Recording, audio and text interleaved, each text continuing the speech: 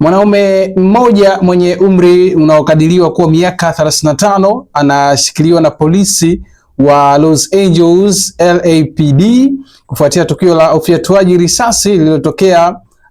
weekend hii majira ya saa 10 alasiri nje ya nyumba ya mwanamuziki Chris Brown iliyopo huko Tarzana jijini Los Angeles nchini Marekani. Kwa mujibu wa TMZ, maafisa wa polisi walifika eneo la tukio baada ya kupokea taarifa za kuhusu shambulio la risasi kutoka kwa mwanamke mmoja aliyepiga simu kwa polisi, na baada ya polisi kufika eneo hilo waliwahoji walimhoji mwanamke aliyepiga simu na mwanaume ambaye anadaiwa kufyatua risasi kwenye gari lake, kwa maana kwenye gari la mwanamke huyo nje ya nyumba ya Chris Brown maarufu kama Breezy. Mpaka sasa kufuatia taarifa hiyo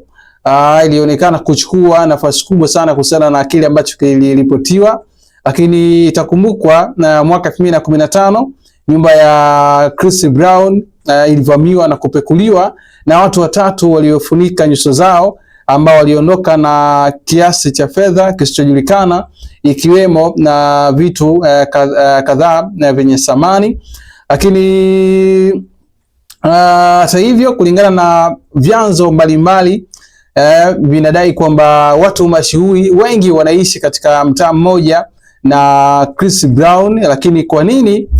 jina la Chris Brown pekee ndiye ambaye limeambatanishwa katika ripoti hii ambayo ilionekana kuwashtua watu wengi sana, hasa watu wengi wakihisi kwamba wakitaka kujua kwamba je, Chris Brown yuko ndani ama yani kwa maana alikuwepo ndani pale kwenye nyumba yake iliyopo Tarzana au hakuwepo. Lakini kufuatia taarifa hizo ambazo ziliripotiwa kwamba kuna mtu amefyatua risasi nje ya nyumba ya Chris Brown na gari la polisi kufika eneo hilo, msanii huyo ameibuka na kusema kwamba yeye alikuwepo ndani ya nyumba yake muda wote na hakusikia milio ya risasi wala kuona gari la polisi, tofauti na ilivyoripotiwa hapo awali. Chris Brown ameposti na kueleza kuwa taarifa hizo si za kweli na kusisitiza hataki jina lake lihusishwe na habari hizo za uzushi, kwani ana mambo yake muhimu ya kufanya, kwa sababu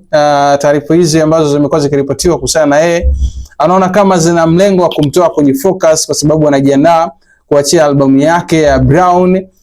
mapema sana mwezi huu. Kwa hiyo anaona kama hizi ni